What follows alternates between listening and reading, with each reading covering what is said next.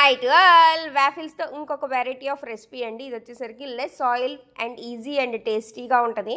Waffles అన్నది ఎప్పటికప్పుడు వేడివేడిగా తింటేనే బాగుంటుంది. ఇంగ్రీడియంట్స్లోకి వెళ్ళిపోతే కనుక ఇక్కడ ఒక కప్ ఆఫ్ పెరుగు అయితే తీసుకున్నానండి. ఏ కప్తో మెజర్మెంట్ తీసుకుంటామో అన్నీ అదే కప్తో మెజర్మెంట్ తీసుకోండి. ఈ కప్ ఆఫ్ పెరుగు అయితే నేను తీసుకున్నాను. అదే కప్పు తోటి సూజీ రవ్వ అంటే బొంబాయి రవ్వ 2 కప్పులు తీసుకోవాలన్నమాట. నాకైతే ఇక్కడ బౌల్ అయితే సరిపోలేదు. సో ఇంకొక బౌల్లోకి ట్రాన్స్ఫర్ చేశానమాట. 2 కప్పులు బొంబాయి రవ్వకి 1 కప్పు పెరుగు 1 కప్పు వాటర్ అనమాట. మంచిగా మిక్స్ చేయండి, బాగా లంప్స్ లేకుండా మిక్స్ చేయండి. మీకు బాగా కలిసిపోతుంది అనమాట.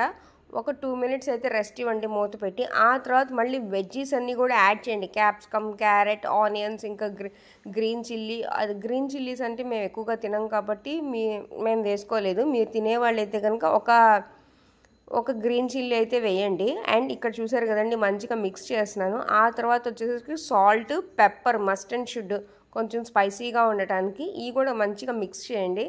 అండ్ బేకింగ్ పౌడర్ వేయటం వల్ల ప్లఫీగా వస్తుంది అండ్ టేస్టీగా కూడా ఉంటుంది. చాలా ప్లఫీగా ఉంటుంది అనమాట. లెస్ ఆయిల్తో ఇలా వాఫల్స్తో మంచిగా మీరు ఇలా మార్నింగ్ కానీ ఈవినింగ్ కానీ మనకున్న హెల్దీ ఇంగ్రీడియంట్స్తోనే చేసుకోవచ్చు. ఇక్కడ నేనైతే కనుక మునగాకు, కరివేపాకు పౌడర్ మాకు ఎప్పుడు 24 అవర్స్ అంటే 365 డేస్ నేను రెడీగా పెట్టుకుంటా. ఎమ్మటే అయిపోగానే నేను కరివేపాకు కానీ మునగాకు కానీ తెచ్చి కడిగి ఆరబెట్టుకొని ఇంట్లోనే ఫ్యాన్ నీడ మీద ఆరబెట్టుకొని దాన్ని పౌడర్ చేసుకొని పెట్టుకుంటానమాట. సో ఈ మునగాకు, కరివేపాకు పౌడర్ని ఒక 2 స్పూన్స్ అయితే యాడ్ చేశాను. ఇలా పౌడర్ చేయటం వల్ల కూడా మనకి తీసి పక్కన పారేసేది అయితే ఉండదు. కంపల్సరీగా ఇంటేక్ అనేది ఉంటుంది.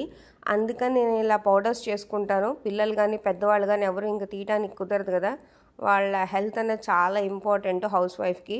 సో ఇలా మిక్స్ చేసిన తర్వాత ఒక 5 మినిట్స్ రెస్ట్ ఇచ్చేస్తే 5 to 10 మినిట్స్ రెస్ట్ ఇచ్చాక మీరు వాఫిల్స్ అన్నది ఆన్ చేసుకొని లైట్గా గ్రీస్ చేసుకొని, అంటే ఆయిల్తో గ్రీస్ చేసుకొని, ఎక్కువ ఆయిల్ అయితే పట్టదు. వాఫిల్స్కి ఈ బ్యాటర్ వేసుకొని మనకి హీట్ అనేది అర్థమైపోతుంది. మీకు ఎవరికైనా వాఫిల్స్ని ఎలా ఆపరేట్ చేయాలో కావాలంటే నాకు కామెంట్ చేయండి. నెక్స్ట్ టైం చూపిస్తాను. మంచిగా టేస్టీగా వేడిగా తింటే చాలా చాలా బాగుందండి. ఈ వాఫిల్స్తో మాకైతే కనుక లెస్ ఆయిల్తో మంచి టేస్టీ ఫుడ్ అయితే తింటాం. నచ్చితే కనుక సబ్స్క్రైబ్.